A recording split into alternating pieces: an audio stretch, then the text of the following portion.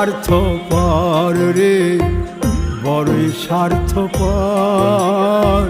বুকের মাঝে জায়গা দিলে যতন কইরা ভাঙ্গে রে অন্তর। মানুষ বড়ই স্বার্থপর রে, বড়ই স্বার্থপর।